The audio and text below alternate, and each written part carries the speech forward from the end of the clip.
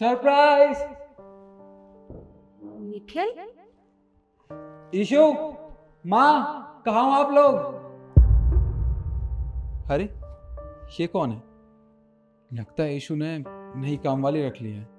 चलो ये तो अच्छी बात है, इससे उसका हाथ भी बट जाया करेगा। आंटी जी, आपका नाम क्या है? आंटी जी, मैं आपसे पूछ रहा हूँ, आपका नाम क्या है? आंटी, आपका नाम क्या है?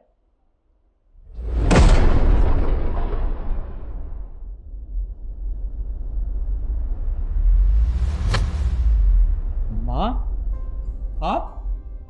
आप ये झाड़ू पोछा कर रही हो? क्यों?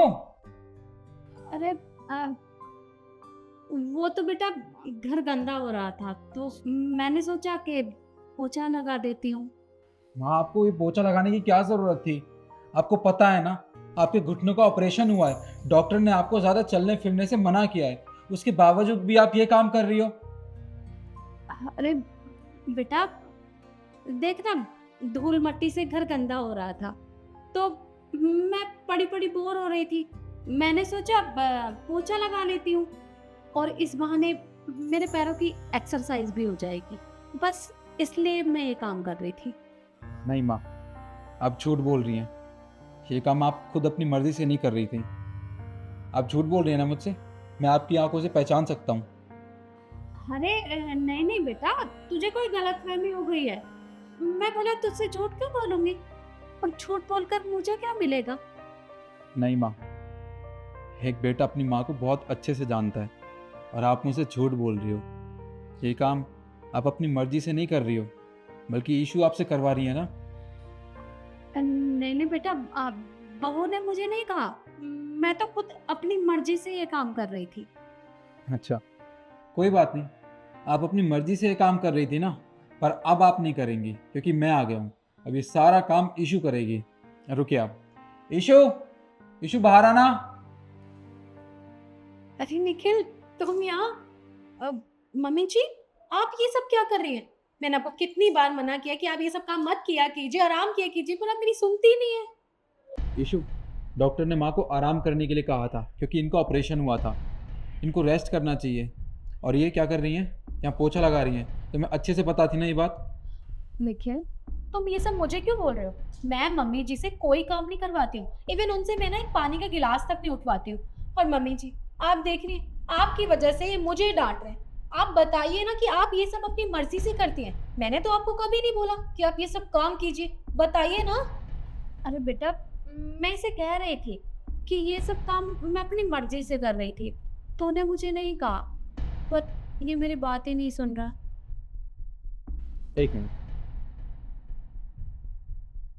ये लो। आज से तुम इस घर का काम करोगी। और एक काम करना, सारे कमरों में ना बराबर पोछा लगा देना अच्छे से। क्यों लगाऊं मैं पोछा? हाँ, ये काम ना मेरा नहीं है। और क्या गलत करती हूँ मैं तुम्हारी माँ के साथ ये सब कुछ करते हुए? बिल्कुल सही करती हूँ। अरे तुमने क्या किया मेरे साथ? शादी करके मुझे इस चार दीवारी में कैद कर दिया। खुद तो चले जाते हो देश की रक्षा करने, और यहाँ पे मेरा मेरा ख्याल कौन रखेगा? मेरे शौक कौन पूरे करेगा? यहाँ पे तुमने मुझे अपनी माँ के सिर पे छोड़ दिया है ताकि मैं पूरा दिन तुम्हारी इस बुढ़िया माँ का ख्याल रखती रहूं। अरे मेरी अपनी कोई जरूरत ही नहीं है, मेरे अपने कोई शौक नहीं है। मुझे भी बाहर जाना होता है, शॉपिंग जाना होता है, मूवी जाना होता है, घूमने फिरने जाना होता है, लेकिन नहीं, तुमने मेरे सारे शौक इस चार दीवारी में कैद करके रख दिए। क्यों?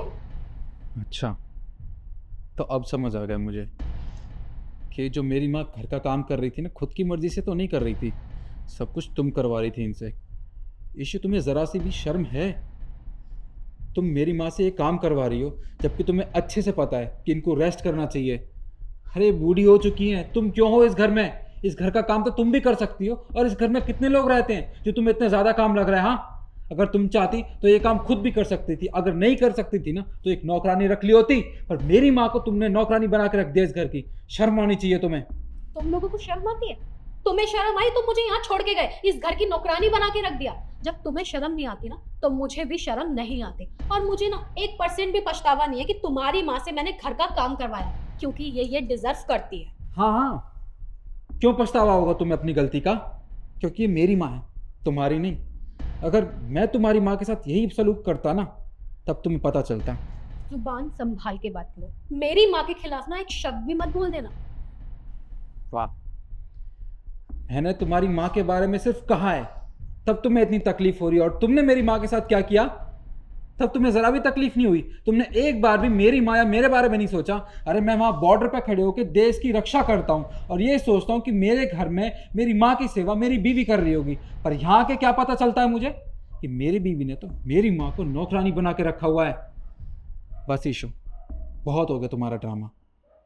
एक काम करो, तुम इस घर से ना अपना सारा सामान पैक करो और जाओ अपने मायके या कहीं भी जाओ, मुझे कोई फर्क नहीं पड़ता, क्योंकि अपनी माँ की रक्षा, अपनी माँ की सेवा मैं खुद करूंगा। हाँ ठीक है, मुझे भी इस घर में ना नौकरानी बनने का कोई शौक नहीं है। जा रही हूँ और करना अब अपनी इस माँ की सेवा। माँ, आपके साथ इस घर में इतना कुछ होता रहा, आपने मुझे एक बार भी बताना जरूरी नहीं समझा? अरे एक बार बताया तो होता मुझे, मैं सब कुछ छोड़ के आपके पास आ जाता। बेटा, मैंने इसीलिए तुझे नहीं बताया था। खामखा मेरी वजह से तुम दोनों के बीच में लड़ाई झगड़ा होगा। मैं नहीं चाहती कि मेरी वजह से तेरा घर टूटे। मैं ऐसे घर का मैं क्या करूंगा जहाँ मेरी माँ की इज्जत ना होती हो। मैं अब कहीं नहीं जाऊंगा, आपके पास रहूंगा।